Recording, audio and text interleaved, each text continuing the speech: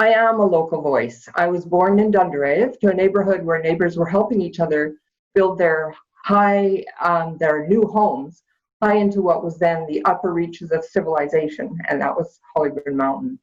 I first remember my dad's tireless attempts to teach my sister and I how to ski. Once the snow came, he would zip us into those unmanageable Pillsbury Doughboy snowsuits and whisk us up the chairlift to ultimately just play in the snow. A real adventure, as I remember, at 3 years old. As I got older, the chairlift on 26th Street, now called Chairlift Road, and the lodge at the top burned to the ground. Activities for me turned to hiking up a different mountain route to Hollyburn Lodge. Wow, this was something else, and every bit of this experience was a hook for me for the rest of my life. At that point, I didn't even know that there were 100 cabins tucked away in the neighboring forest. So this is where my Hollyburn story begins, and if technology allows, with some slides. So this is my dad and I at one of the old cabins rented out by the night from Fred Burfield, owner of the lodge. I was about 12 or 13. In the late 20s, the war was over and the timber was in high demand everywhere. The world-class logs on the North Shore Mountain attracted experienced loggers, especially from Scandinavia. But loggers by summer loved to ski in the winter and turned the Naismith Mill into a ski camp for Vancouverites. With poor snow at the original elevation, these guys tore down the camp and moved it to its new location on First Lake. No one here knew how to ski in the 20s. Snowshoes, yes, but skis were a whole new thing. The Vancouver Sun newspaper excited Vancouverites about this new phenomena. Skiing and great parties at Hollyburn Lodge. Soon a ski jump was built, the caliber of experience zoomed, and skiers from around the world were coming for competitions. Even an Olympic athlete emerged. Even in the summer, between hiking and blueberry picking, regattas and swimming were popular on First Lake, with always the Hollyburn Lodge at the center of the community. Hiking up from the ferry and down in the afternoon was really tough. Some young men, usually not much over 20, took to building their own cabin. Amazing skills and camaraderie is what started the Hollyburn cabin community. Between the 20s and the 60s, after which no more permits were issued, about 300 cabins were built. They're mostly built from yellow cedar logs found around the vicinity, and some were built from local timber, milled on the mountain. Paths were trodden from cabin to cabin, and some paths became trails as more and more cabins were built. Generally speaking, you could barely see the next cabin from the one you're at, and now it would take a couple of hours, or a couple of days actually, to see them. Although 300 were originally built, only 100 exist today, but those 100 cabins are solid in mind and spirit. Over the years, it was thought that many cabins were just abandoned, but the reality was there was another world war, and many of our young skiers never came home. Some were abandoned, some leases were pulled, and cabins were left to rot. And some did burn down, leaving a 12-foot by 12-foot hole in a 12-foot snowpack. The cabins were leased to families or groups on an annual permit to occupy West Vancouver. Sometimes the lease was for a year or sometimes a couple of years, but never long enough to really invest in the upkeep, especially as the relationship with West Vancouver was contentious at best. About 50 years ago, Hollyburn Ridge Association was formed to protect the cabins and the community against government or any harm of any kind. The HRA is why Hollyburn is the only remaining cabin community shore. Although at one time, Seymour and Grouse had the same. Each mountain had 3 cabins. Full of cabins, quirky signs, outhouses, bridges, and trails built by both West Vancouver and the Hollyburn Ridge Association trail builders.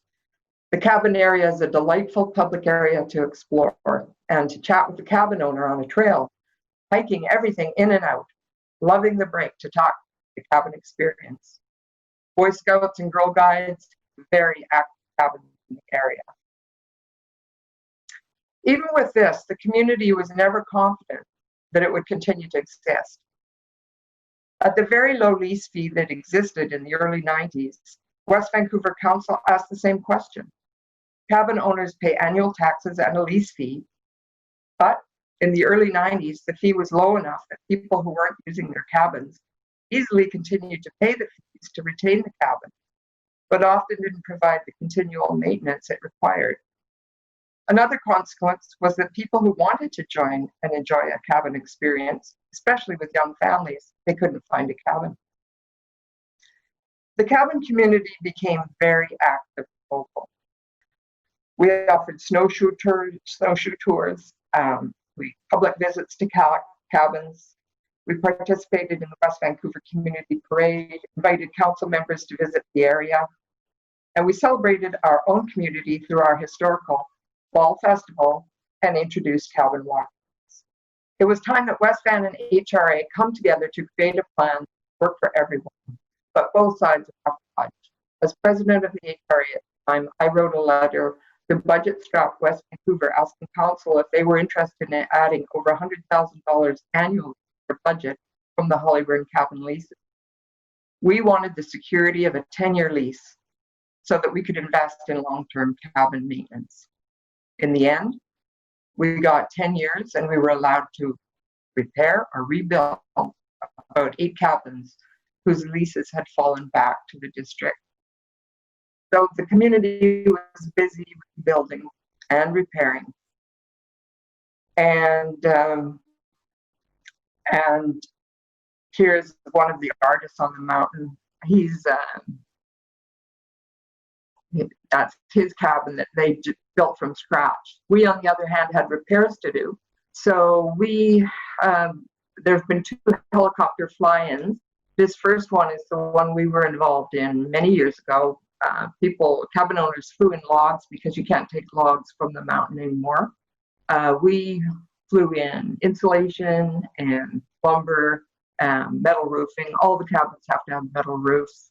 And we proceeded to start basically rebuilding or repairing. This rotten log that we've removed here had been identified by West Vancouver a long time before we bought the cabin, and they had identified a log that we were going to be able to use for the repair. So that was our biggest job, was to replace a log, and having never done that before, we relied heavily on the incredible Hollyburn Ridge Building Committee. So they basically showed us how to do it. So we've hauled in the log and it's been up and down the scaffolding several times as our builder there tweaks it to fit just right. And then the big job of putting it in. It was really fun to watch. I don't know how much fun it was to do. Here we are on the roof. We've got to install metal roofing. And, with the cabins, there's a small window of weather between when we can work, when we can operate our power tools. And we luckily just finished in the nick of time before the snow fell. With our cabin done, the next challenge was replacing Hollyburn Lodge. This lodge is the heart of the community and has been since the 1920s and still is today. But everybody's been talking about repairing and replacing it for decades. So we went about fundraising, and it was a great collaboration between West Vancouver, the Hollyburn Ridge Association, our Cypress Mountain, and the newly formed renewal, the 2015 Hollyburn Lodge Renewal Project. We were the fundraisers. And here are some of the people, including Don and Iola Huge, our archivist and president of HHF. And here is money being donated, and that cake was made by the West Vancouver council member or staff that worked with us to get the This is the last night of the old Hollyburn Lodge. We threw a party for people to come and enjoy it, to donate. Music was part of it, and we had a great turnout. And as you can see, people are looking, just reminiscing about the lodge and how they're going to miss it, and crossing their fingers it's going to come back as it was. This was the last night. The lights go off, and that's the last of it. The next morning, Bobby Swain, he was general manager. He was reminiscent himself, and then blockades went up, the demolition started. Everything that we could take out of the lodge, we did take out. Everything that we could save for heritage. These are carvings on the logs. We found carvings on the wood planks that made up the original walls. They were later covered up because everybody was so cold with all those holes. So somebody put a layer of new wood on it. We found all these carvings, and we were thrilled. And we've tracked people down from the 20s. It's quite amazing. These windows were removed. Of course, they were going to be replaced with modern double-glazed windows, but we got some volunteers. Each one took a window and refurbished it with the intention of hanging them in the new window. We saved everything, and there she goes. It was a very, very sad moment. Our group of volunteers painted all the boards the same color, cabin red, I think was called, or barn red, and Cypress Lodge took on this huge task of actually rebuilding the lodge, their staff, and then assisted by other trades as needed. But it was a huge, huge job, and one I won't really get into except to say that they were amazing. They worked through wind and snow and rain and sunshine. They're, if you ever want guys on your team, turn to the Cypress Mountain crew because they're fantastic. So eventually the roof was put on. This lodge is bulletproof. Meanwhile, the heritage, we kept everything. All the old signs came down. We kept them. And this is the group of volunteers, mainly from the HRA, but really anybody who was passionate. We hung the windows again, as I spoke of earlier, and what you saw previously was people putting this new rough cedar on the roof, the same as it had been. This is a happy group of people looking outside the window to the launch, the first day of the new lodge. And as the party is assembling outside, we are giving thanks, and really these are all donors. Mayor Smith cuts the ribbon, and everybody's allowed to enter, but a lot of people stay outside. The Swedish dancers we had that night.